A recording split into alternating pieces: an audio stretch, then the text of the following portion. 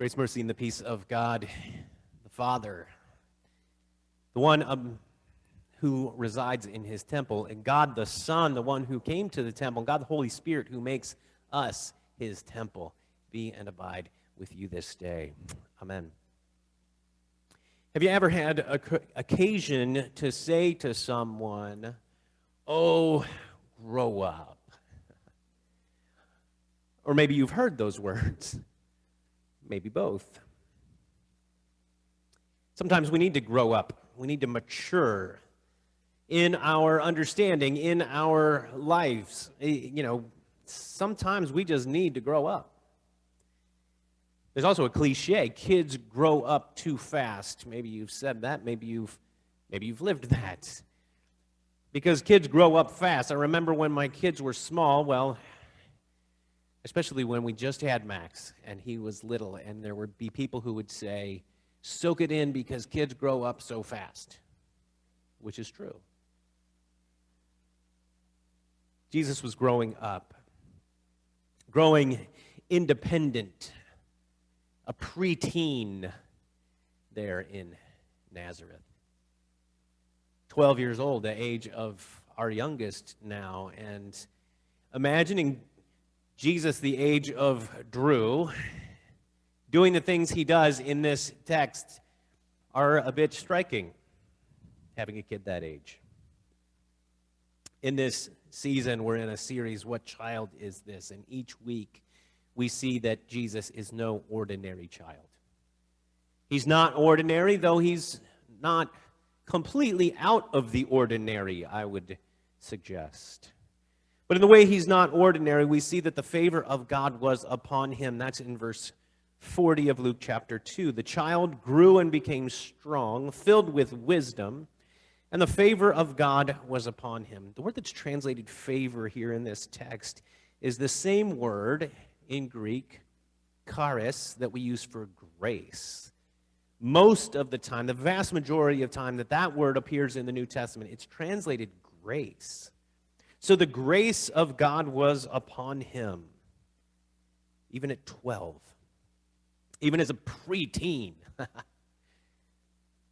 we get to the end of the scene in verse 52, we see this: Jesus increased in wisdom and in stature and in favor, again, and in grace with God and man.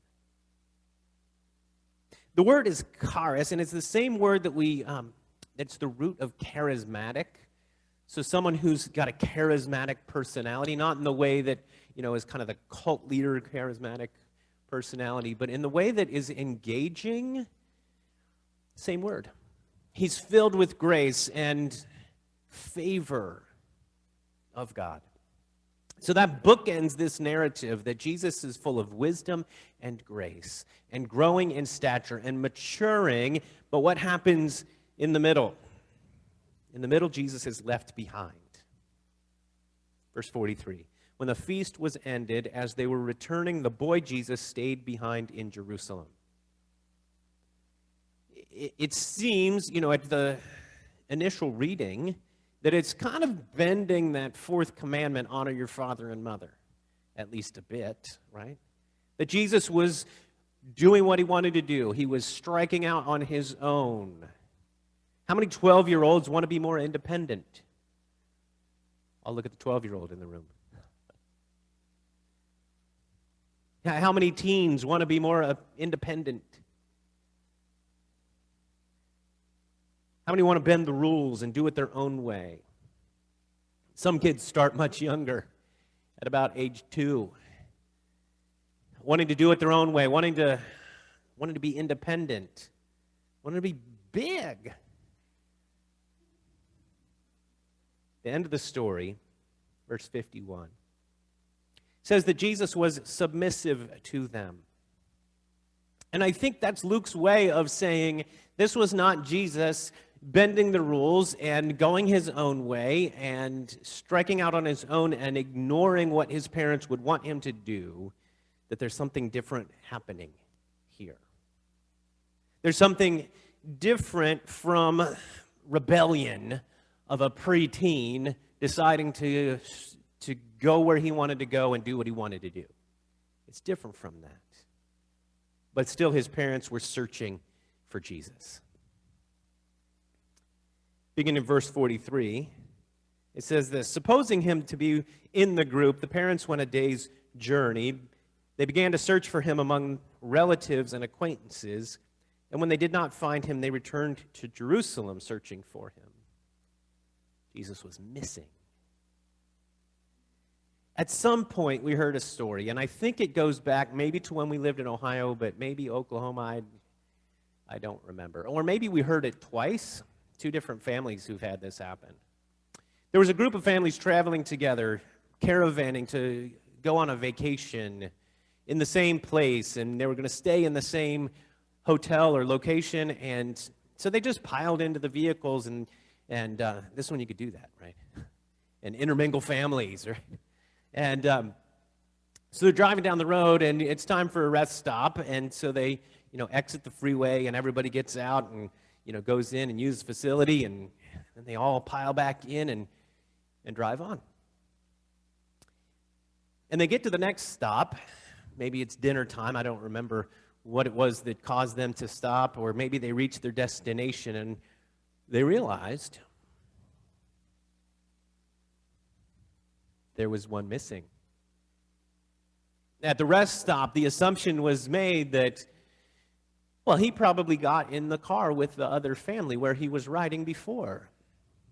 But that family assumed, well, he's not here now. He probably got back in with his parents and siblings, and they just made their way down the road. This is kind of like it was, I think, for Jesus' family. Mary and Joseph were in a caravan of people who had gone. This is a festival. People go, and they go together. They travel together to Jerusalem. They maybe shared accommodations and shared travel responsibilities. We don't know all the details, but it certainly gives us this idea that they were traveling with other people, going with them until they realized Jesus wasn't with them anymore. Imagine their sense of panic. Several years ago now, when we lived on the other side of town, and Gina went to an elementary school over there. So Gina's a junior in high school now. So this is a few years ago. There was a Friday, and she was going to ride her bike to school, and the girl who lived next door was going to go along, and, well, just to make sure that they knew where they were going, and they didn't ride in unnecessary traffic, and they made it to the school, so I rode along with them. And I agreed, and we all had this plan that I would go and meet them at the school, and we would ride back together for the same reason. So the end of the school day comes, and I ride over to the school, and they come out, and they get their bikes off the bike rack and helmets on, and here we go, and we start riding. Well, Gina's legs were much shorter, and her bike had one gear, so up and over the bridge meant she was going to go slower than I would go. So I got to the top of the bridge, and I paused, and I looked back, and here they come, and everything's fine. Then going down the bridge on the other side, I gained some speed, and I look back, and they're coming down the way, down the hill. And I make the turn, expecting that they can make that turn. They've seen me make the turn. Here we go. And now it's just another couple of streets, and then turn in, and you're in the neighborhood, and our house is almost straight ahead. So I just rode on, and I got to the house, and I parked my bike, and I waited. And I watched, and I waited. And I looked out toward the streets, and I did not see two girls, and I did not see two bikes, and I didn't see anybody coming. And I felt that sense of panic. What could have happened? Where could they be? Then there was the looking. Pulled my bike back out, hopped back on, rode back out to the street. Don't see anybody, so I go, well, there was a couple of streets that they had to pass before the turn. So maybe they didn't recognize the landmarks. Maybe they turned too early. Maybe they're circling around in a neighborhood that's not ours without knowing it. So I circled around that neighborhood. Don't see any sign of any kids. Mary and Joseph looked among the families. Where could Jesus be? They look among their relatives. They look among the family, friends, or neighbors, or whoever else was in that caravan. And then that sense of panic. Verse 48, when Mary finally says something to Jesus, she uses these words, great distress that they had looking for him. And then it's back to Jerusalem, back to the city. Can you imagine going to a city, knowing you've left your child, your 12-year-old son, your firstborn, with all the promise and all the words of the angel and all that kind of pressure that's maybe putting on you, and you've left him in the city. Now where do you start looking? Where do you look for a 12-year-old in the city by himself? The text goes on and says it's 3 days. Now, probably that meant there was a day as they were going, a day's journey. That's part of what we hear. So there's a day's journey out, and then maybe a day looking among the families, and then a day back. Or the day back, and then a day looking in the city. Either way, it's long enough that Jesus has been on his own for a while. Where did he stay? What did he eat? Who took care of him? Where would you look? They finally find Jesus, and his question for them is, why were you searching for me? Why were you looking for me? It's in verse 49. This is something interesting about this story. And if you have a Bible in front of you that has the red letters in it, if it's paper, you can see this. Or, even if you're using the app or something electronic, if you have the red letters turned on, it's easier to see. You can still find it. If not, it's just you have to look a little more closely. These are Jesus' first words in the Gospel of Luke. Why were you looking for me? It's an interesting question that Luke puts in the mouth of Jesus. Records Jesus saying, why were you looking for me? And John's Gospel, if you quickly flip over there, if you have a red letter Bible, you can see it again very quickly. In John's Gospel, his first words are, what are you seeking? And here in Luke and in John, it's the same root word. Zeteo. That's the Greek root, which just means to look, to search, to inquire. What are you looking for? Why are you looking for me? It's a question posed in 2 of the 4 Gospels. The first words of Jesus. Parents, do we remember the first words our kids say? We make a big deal out of it, right? Most of the time it's Dada. That's kind of fun for dads. Moms who do the vast majority of the work and the effort and endure pregnancy and all that pain, and the first words the kids say is Dada. The first words of Jesus, what are you looking for? Why are you searching for me? Do we search for Jesus? And where do you look? Where do you look for him? The world looks in all the wrong places, like we looked at with the Magi who show up in the capital and go to the palace and inquire among royalty looking for Jesus, but looking in the wrong place. A number of years ago, there was a special on ABC, The Search for Jesus, and Peter Jennings was the host of it, and the idea was to find archaeological evidence of the existence of Jesus, which absolutely can be found. But this special was looking at things like bone boxes and grave markings and things like that. Luke 24, verse 5 asks this question: why do you search for, and again using the same word, so this is the end of Luke's gospel, why do you search for the living among the dead.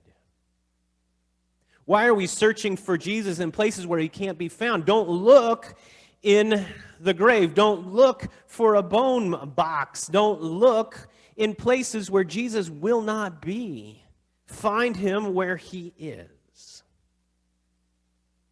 Where is Jesus to be found?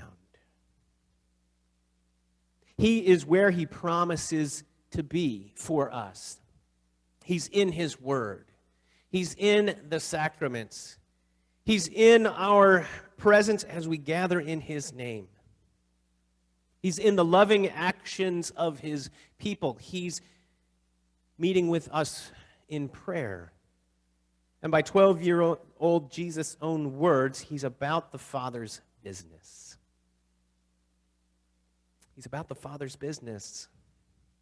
There's no place like home. Is a cliche that comes to us from the Wizard of Oz, of all places. There's no place like home. Gina eventually made it home. And so did the neighbor girl. And what? And the rest stop boy. Yeah, I'm sorry to leave you hanging on that. Paula wanted to make sure that you didn't wonder the rest of the day, what happened to the kid? Yeah, they went back to the rest stop. He was there. He was okay. And they carried that parental guilt for a long time. Gina made it back, the neighbor girl, and she had gone a different way. They had gone past our neighborhood and gone around the long way over the bridge or something, and it was probably only like 15 or 20 minutes. And I reacted, well, the way Mary and Joseph and most parents react. Verse 48, when the parents saw him, they were astonished, and his mother said to him, "Son, why have you treated us so?" My words might have been similar. But Jesus was in his Father's house. That's how his answer is translated in the version that we heard this morning. Did you not know that I must be in my Father's house? He was at home in the temple. He stayed behind in Jerusalem and went to the temple. Where does God dwell? He dwells in the temple. Who is Jesus? He is God in the flesh. He went home. Isn't that the whole point of the temple? A place for God to dwell? God's house? In 2 Samuel chapter 7, verse 2, King David said to Nathan the prophet, "See, now I dwell in a house of cedar, but the ark of God dwells in a tent." David had that desire that he would build a temple, a house, a place for God to dwell. Not that God needs to live in a dwelling, in a building, but that it would be a sacred space for God's presence among his people. God's everywhere. Omnipresent is the word that we use for that. God doesn't need our space. But we still have spaces like this sanctuary where we meet with God in a place that's set apart for that purpose. Jesus went home to the temple and was listening and asking questions. Even though he had grown in wisdom and at 12 years old was amazing the people who were there, the scribes, the elders, the teachers of the law, they're amazed at his wisdom, at his understanding. But wise people ask questions. Wise people understand there's more to learn. And Jesus was about his Father's business. The raw Greek here in Jesus' statement is actually neither about the Father's business or in his Father's house, actually. It's actually hard to translate. What he says is, did you not know that I must be in the and that's plural, a plural the, of my Father. In the things of my Father. I don't know where house actually comes from. In the things of my Father is maybe a better translation that kind of connects us with the idea of business. The King James Version said business. I didn't look up very many, but some have house. And I think that's because of where they find him, in the temple, in the house, the dwelling place of God. But Jesus is in the things of God.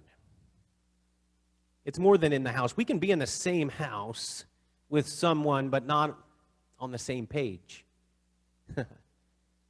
Maybe lately you've felt like that, where we're just in the house all the time.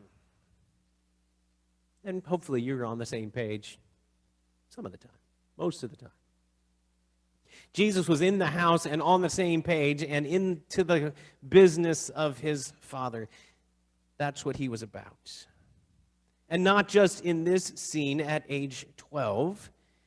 Throughout his life, Jesus was about the Father's business.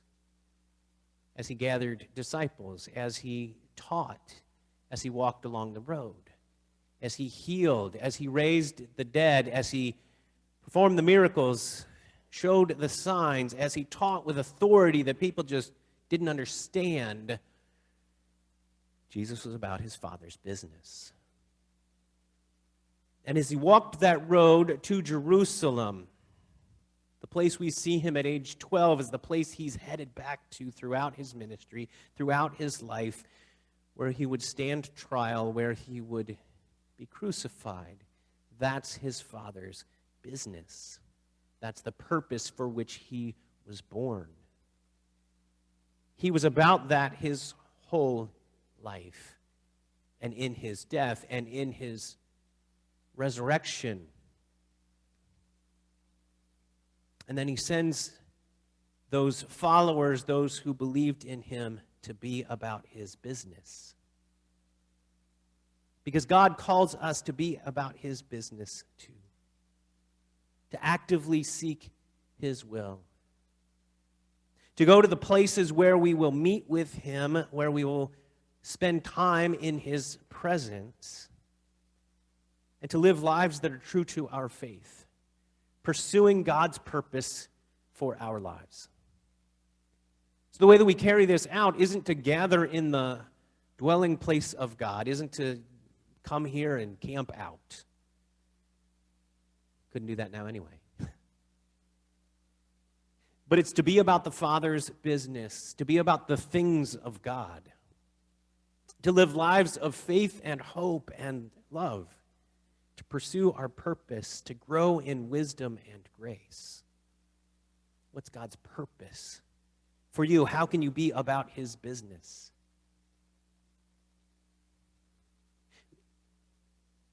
Through the things he's given you, through the opportunities that you have, by being the best mom or dad that you can if you have children, by being a good son or daughter if you still have parents living, by being a good neighbor to those who live near you, those who are connected to you, by being a good friend